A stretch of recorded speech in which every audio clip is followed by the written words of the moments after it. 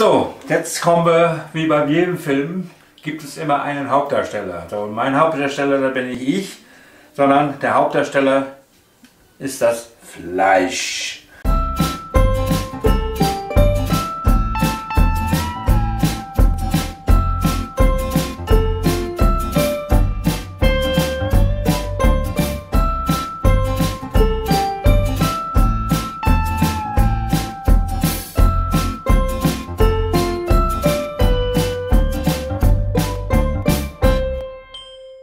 Servus, grüß euch und herzlich willkommen zu einem neuen Video.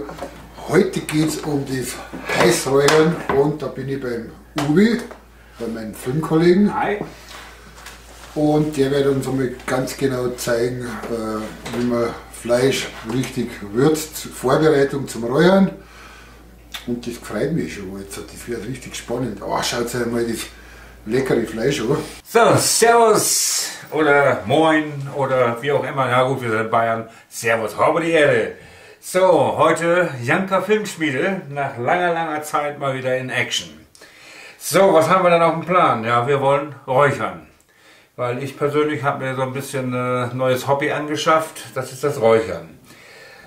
Bevor ich jetzt überhaupt hier loslege, möchte ich erst einmal nach raus einen wunderschönen Gruß rüber schicken, und zwar nach Schotten. Und ich war ja vor 2 Jahren auch in Schotten dabei und die mich noch in Erinnerung haben. All denen wünsche ich erstmal ein ganz frohes neues Jahr und vor allen Dingen Gesundheit und Glück. Und bleibt mir wirklich gesund, das ist ganz wichtig. Weil ich glaube dran, ich werde auch mal wieder nach Schotten kommen. So, das vorweg. Dann möchte ich ein herzliches Dankeschön auch aussprechen an Helmut.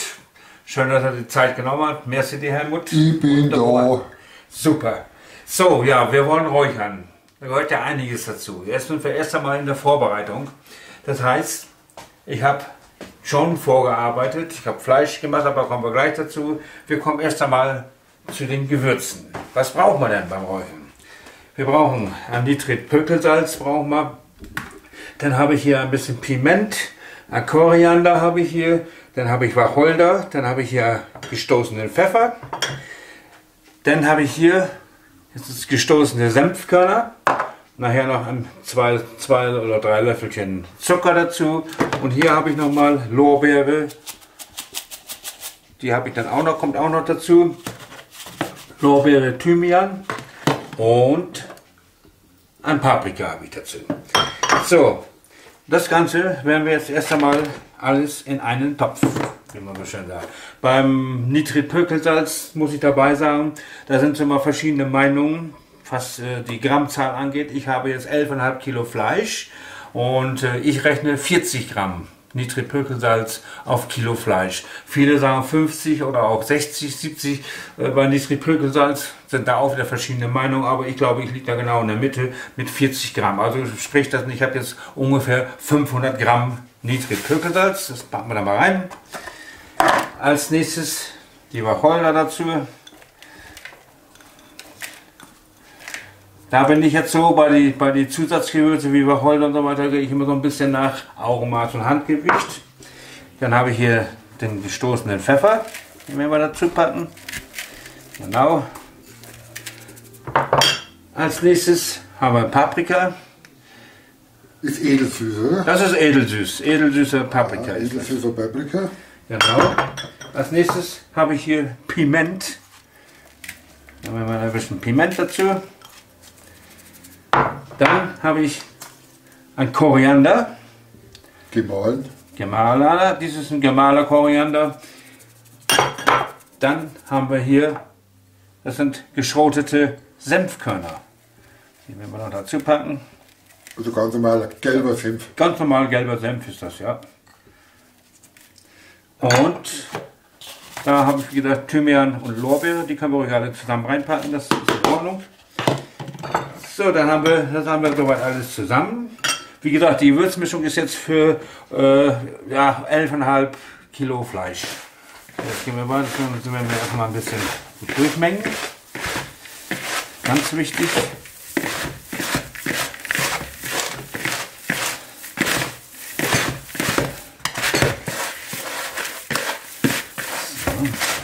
Und jetzt schaue ich immer, wie schaut die Farbe aus, weil Ich nehme Paprika, ist ja schon mal für den Geschmack da, ist richtig. Aber ich nehme das Paprika auch ein bisschen mehr, weil... Ist dieser ungarische Paprika, weil der ist knallrot. Ja, ich glaube schon.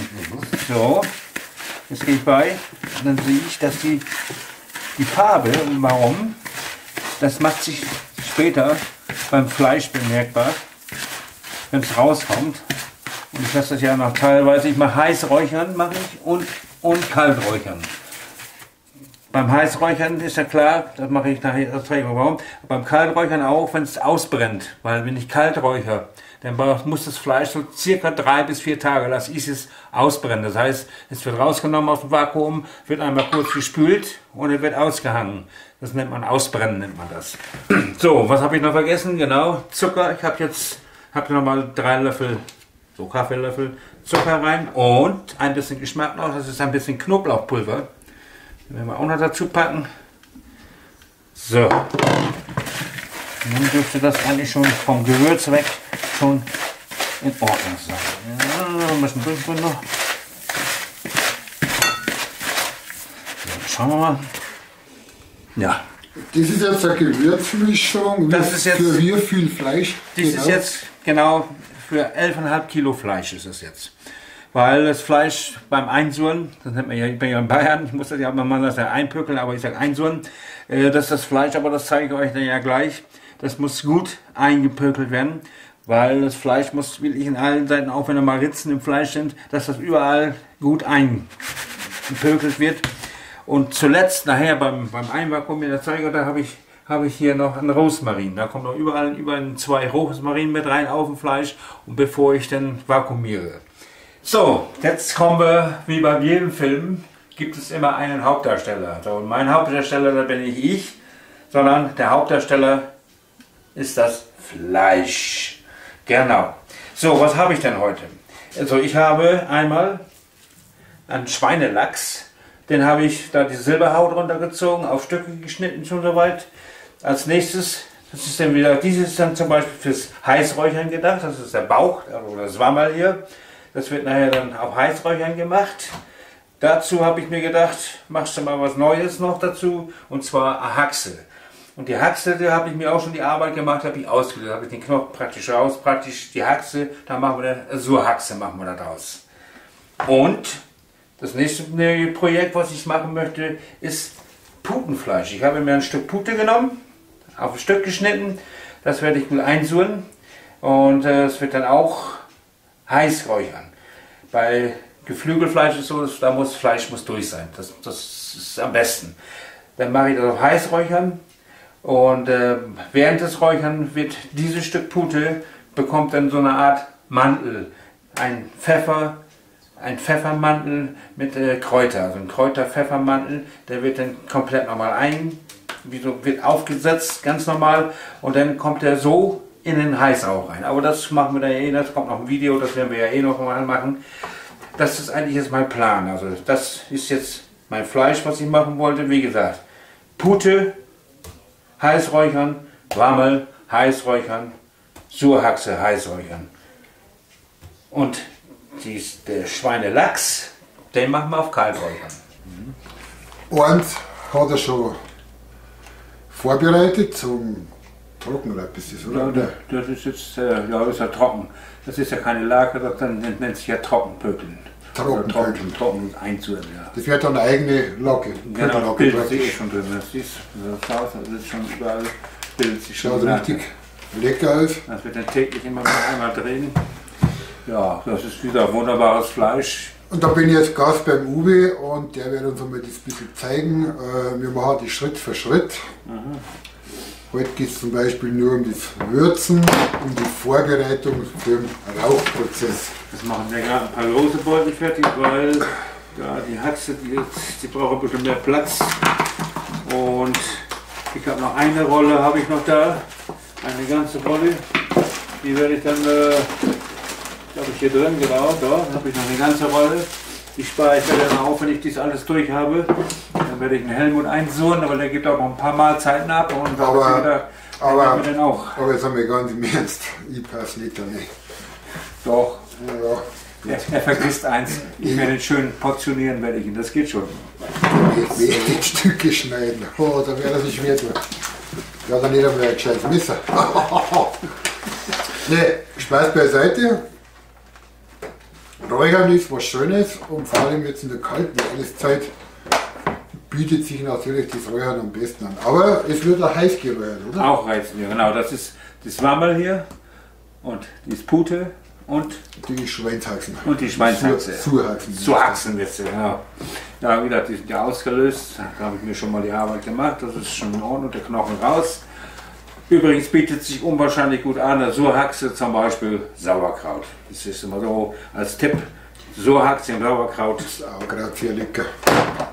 Man kann auch anders, man kann zum Beispiel auch ein Wirsingkohl oder wie auch immer. Also es passt wirklich sehr gut.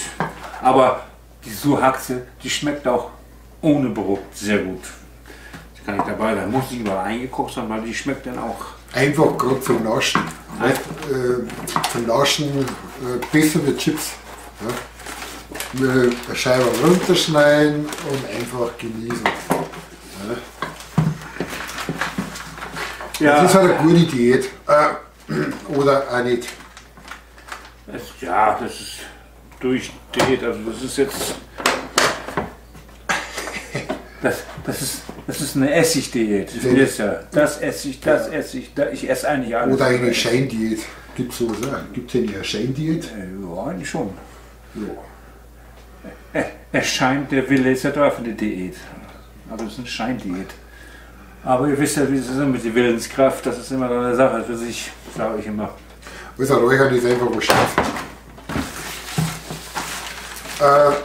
Wenn das dann einvakuumiert ist, wie lange muss das ungefähr dann im Kühlschrank? Oder so, ja genau, da kommst du genau auf den Punkt, das habe ich ja, die Einsurzeit. Gibt es da gewisse Regeln? Ja, normal sagen sie immer, ja, es gibt dann eine Kiloregel, aber die mache ich nicht. Ich sage immer, es reicht, wenn es gute 2,5 Wochen einvakuumiert lassen. Und wichtig ist immer das Drehen. Das heißt, wenn ich einmal oben und dann täglich drehen nach unten, damit die Pökellage sich verteilt. Schön gut durchzieht. Das ist wichtig. Und beim Heißräuchern ist ja das nächste, wenn es raus ist aus dem Vakuumbeutel, es wird nochmal gut gespült und dann kann das gleich in den Räucher. Also es braucht nicht mehr ausbrennen oder so weiter, das kann man so nehmen und rein in den Räucherschrank. Das wird ja heiß geräuchert. Das wird zum Beispiel da, das Wammel, das wird dann so Baconspeck, nennt man das. Weil das ja durch ist dann. Schaut jetzt schon lecker aus. Und das im Fall der Surhaxe genauso und wie bei der Pute. Das Kalträuchern ist wieder eine andere Geschichte. Das Fleisch muss aus dem Vakuum raus und muss 3-4 Tage lasse ich es ausbrennen. Dann bildet sich nachher auf dem Fleisch eine richtige Schicht, so eine feste Schicht. Und dann kommt es in den Räucherschrank. Das ist optimal. Kalträuchern mit so einer Räucherstäbe. Also theoretisch gibt es 3 verschiedene Räuchervarianten. Trockenpökeln. Ja, es gibt einmal Trockenpökeln. Dann die Eigenlake. Eine Lake. Dann wird die Gewürze in Wasser rein. Das wird mit der Wasser auf so viel Gramm Gewürz. Und dann kommt das Ganze in eine Lake eingelegt, stellst hin und fertig. Machst einen Deckel drauf, auf einen großen Topf am besten oder hier wie so eine Wanne. Und dann lässt es halt 2,5 Wochen in der Lake liegen. Das geht auch. Aber ich persönlich bin halt nochmal so, ich bin mehr Fan vom Einvakuumieren. Ich finde, das Aroma und die Gewürze sind intensiver und ziehen besser durch als beim Vakuumieren. Das ist mein Erfahrungswert, den ich gemacht habe. Bei Fisch zum Beispiel, wenn man Fisch räuchert, da tat ich einfach nur eine Lake nehmen und da in eine Lake einlegen, weil der Fisch braucht ja nicht lange. Der Fisch braucht maximal eine Nacht, lassen wir mal in der Lake liegen, das reicht locker aus und dann kann man ihn heiß räuchern. Also das ist beim Fisch wieder was anderes. Aber hier bei dieser Geschichte und vor allen Dingen, was ist beim Räuchern? Das Räuchern ist wie beim Kochen. Ich sage immer, Essen braucht Zeit. Genau, man muss es genießen. Die Ruhe, es braucht Zeit das Ganze. Und das, wenn man sich die Zeit lässt und man macht es wirklich in Ruhe, das Endresultat, Helmut, das werden wir haben, ich sage aber wenn nicht, der Anschnitt ist einmal, dann wirst du sehen. Was ich sage aber nicht hudeln, weil nur so erzielen wir die besten Ergebnisse. Und wenn man das Qualitätsfleisch anschaut, da darf man halt nicht murksen und hudeln. Ich sage immer, Fleisch ist eine Geschichte für sich, sage ich immer auch, sage mal, ein Tier hat sich hergegeben für uns, dass wir satt werden. Und dann sollte man auch das Fleisch bewusst mit den Lebensmitteln umgehen, ganz genau. Genau, das muss auch mit Respekt behandelt werden. Das ist so meine Meinung zu dem ganzen Fleischthema sowieso. Ja gut, jetzt habe ich mir große Beutel fertig gemacht, weil die Haxe und die Mammelstücke, die brauchen ein bisschen mehr Platz im Beutel. Und da werden wir jetzt mal Wie viel Kilo liegen jetzt da? 11 Kilo? Ja, jetzt habe ich 11,5 Kilo habe ich jetzt gemacht. Gut 11,5 Kilo. Also das meiste, was ich mal gemacht habe. Sehr guter Vorrat. Ja, das ist das meiste, was ich gemacht habe, waren glaube ich mal 17 Kilo, was ich mal gemacht habe. Also da ist der Räucher oben da geht was. Gut ausgelastet. Wie gesagt, das seht ihr dann alles in Videos im nächsten Schritt. Die ganzen Gewürze, was benötigt werden. Und wie üblich, der Hubi will kein Geheimnis draus machen. Alle Zutaten, was man dazu benötigt, die stehen da unten natürlich wieder in der Videobeschreibung. Was ich hier mache, das Räuchern, stammt ja eigentlich aus meiner Lehrzeit, die ja schon ewig und 3 Tage her ist, weil ich habe ja Metzger gelernt und da haben wir auch dieses Räuchern gemacht. Mit dem Räuchern habe ich ja nachdem nie wieder richtig was zu tun, also ich habe mich auch jetzt wieder reinarbeiten müssen. Es ist so. Irgendwann kommt dann wieder der Genuss. Wie heißt es so schön? Auf Plattdeutsch würde man sagen, don't lernen. Also genau. Machen lernt man, wenn man muss wieder reinarbeiten. Aber ich merke an mir, es ist doch viel hängen geblieben von der Lehrzeit, wo ich sage, und ich habe ja schon Resultate hinter mir, wo ich sage, und wenn die Leute sagen, Mensch, das ist super, das schmeckt gut, dann bin ich schon mal zufrieden. Und jeder kann es lernen. Es ist wirklich kein Hexenwerk. Ja. Und ich sage einfach wieder, Lehrjahre sind natürlich keine Herrenjahre, aber der Erfolg kommt dann ganz von selbst. Aber ich gebe auch gerne Rezepte raus. Also ich bin der Mensch, das was ich hier mache, habe ich auch mal gelernt. Das hat mir auch mal einer beigebracht. Und warum soll ich es nicht weitergeben? Wenn einer das macht und es probiert und auch nach diesem Schema macht und es funktioniert, ganz dann freue ich mich, wo ich sage, ja schön, ist auch, ich mache kein Geheimnis aus Rezepte, mit Sicherheit nicht. Es gibt viele, die sagen, ja, Hausrezept und ist für mich als Blödsinn. Also ich sage, warum nicht mal was weitergeben? Das ist in Ordnung so. Dann würde ich sagen, wir machen jetzt weiter, wir werden das Ganze noch weiter vorbereiten und den nächsten Schritt, den erklären wir dann natürlich wieder weiter, bis zum Anschnitt, zum Räucherofen, das machen wir dann später. Aber beim Anschnitt muss ich sagen, das bin ich ja nicht alleine beim Anschnitt, ich habe ja fleißige Hilfe dabei, sprich die Janka Filmschmiede. Nun schauen wir mal beim Anschnitt, wie viel überbleibt. Hoffentlich bleibt dann noch ein bisschen was über. Also nicht, dass wir da schicke ich ihm dann noch mehr raus. Dass wir einen etwas großzügigen Anschnitt machen. Weißt du? Ja, dicke Scheiben. Nee. Ja gut, das wäre dann bei Helmut wäre das eine Scheide ungefähr sein. Ja genau. Dann schauen wir mal weiter. Ich will ja irgendwas in der Semmel drin haben. Na gut, alles klar. Du machst jetzt weiter. Okay. Und ich gehe wieder hinter die Kamera. Jetzt haben wir den nächsten Punkt.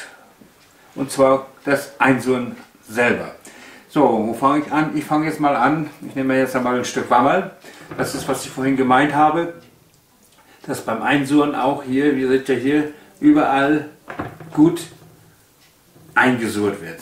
Und dafür habe ich mir jetzt eine große Schüssel genommen. Da lege ich es rein und jetzt hier einfach rein. Und dann werde ich es gut einstreuen. Und dann gut einsurren. Das ist wichtig, weil es muss überall gut eingesalzt sein, damit nicht das passiert, was schon passiert ist, wenn es nicht richtig eingesurrt ist und man holt es aus der Vakuumierung raus, das Fleisch, dann haben wir ein Problem. Dann kannst du es nämlich in die Tonne hauen, auf die Deutsch gesagt. Und das wollen wir ja nicht. Also heißt es gut einsurren hier, überall so ein bisschen. So, wunderbar, dass es mal wirklich sein kann. Da geht es mal rein, da geht es rein. Überall was.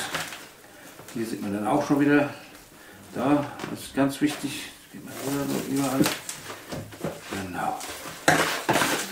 Darum habe ich hier auch eine große Schüssel drin, da fängt sich immer wieder was auf, wird dann alles eingeführt. So.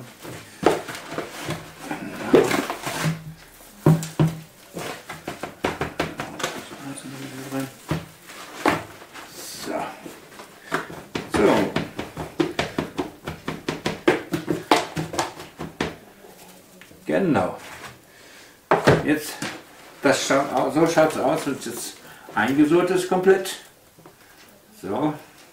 Und ihr werdet auch sehen nachher während des Vakuumierens, weil es geht schnell, beim Pökelsalz zieht schnell die Feuchtigkeit aus dem Fleisch raus. Es bildet sich dann auch nachher im Vakuumbeutel so eine Art Lake. Das ist eigentlich der Sinn der Sache beim Einvakuumieren. Ich bin persönlich vom Einvakuumieren Fan. So, jetzt habe ich schon mal einen Beutel hier, haben wir einen Beutel. Oben habe ich schon mal einen kleinen Rand umgeknickt. Das geht nachher, weil mit Vakuumieren, damit es kein Fett und nichts oben zwischenkommt. Und kein Gewürz. Mal auf. Nehmen wir den Kameraden hier. So. Jetzt haben wir den. Und was habe ich gesagt vorhin? Es geht darum, das ist der Rosmarin, jetzt tue ich noch einen Rosmarin, 2 damit rein. Fertig. Rein hier, den Vakuumierer. So.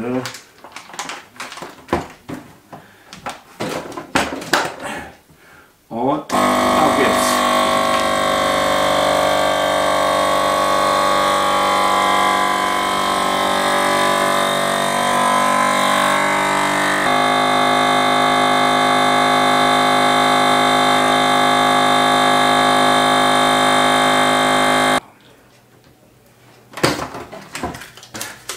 Jetzt kann man sehen, was ich vorhin schon gesagt habe, während des Vakuumierens bildet sich schon eine Lake. Und jetzt mache ich Folgendes, jetzt weiß ich, hier oben ist der Rosmarin, wenn ich es ins Kühlschrank lege, lege ich so rein und täglich einmal drehen, immer wieder mal drehen. Und fertig.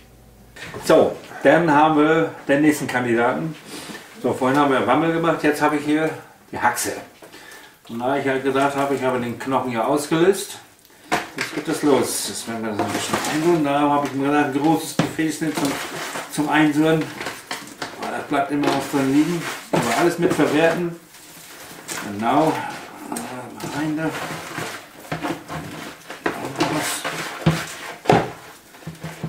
So. So. Jetzt kann ich rein. Also es darf praktisch schon richtig überall das Gewürz draus. Genau, richtig. Das ist nämlich ganz wichtig, weil ich habe ja bei der Haxe, ich habe ja die Schwarte jetzt nicht ganz gelassen, sondern ich habe die Schwarte leicht ein bisschen eingeschnitten, damit ich mit der Würzung, damit die Würzung wirklich überall reinkommt. Das ist dann der Sinn der Sache, weil später beim Verzehr, will ich mal so sagen, da brauchst du nicht so viel mit der Schwarte quälen, hast du schon, weil die Schwartenstücke natürlich auch ja nicht zu verachten sind. Und die schön kross sind nachher, die kommt ja aus dem der Räucherofen, der ist ja nicht nur, dass er räuchert, sondern der kocht und grillt, also mit dem kann man einiges veranstalten. Das wird eigentlich praktisch alles in eins gemacht, das wird gekocht oder gegrillt, auf gut Deutsch gesagt, und zugleich geräuchert. Jetzt haben wir die Haxe, ist jetzt auch eingepackt. Also dann ist 2 Teile so schon mal aus. Der Bacon, Genau. die Haxe. Diese Haxe und so. Die schaut jetzt schon, da kommt man schon reinbeißen jetzt, aber gut. Okay. Ja. Genau. So schaut das aus. So, jetzt werden wir den Rest. Schaut euch den Berger. Da, das was hier vor uns liegt, das werden wir jetzt noch ein. Kann man fast das Kopfkissen hernehmen. Ja, genau. Ich würde sagen, wir machen das jetzt mit allen so und dann sehen wir uns beim nächsten Schritt. Wenn wir es rausholen und aus dem Kühlschrank auswässern holen. Weil wir werden ja sowieso, wenn wir es rausholen, auswässern. Eins werden wir das machen wir hier dann noch, dieses Ausbrennen hinhängen. Und dann fragen wir, dann müssen wir schauen, wie wir es zeitlich hinkriegen, Helmut. Dass wir dieses Heißräucher kommt dann ja am selben Tag dann. Dann fahren wir jetzt den Heißräucher. Muss das dann beim Heißräuchern auch ausbrennt werden? Nein, das braucht nicht. Also das Reisräuchern das braucht man nicht, nur beim Kalträuchern. Das ist nur beim Kalträuchern. Genau.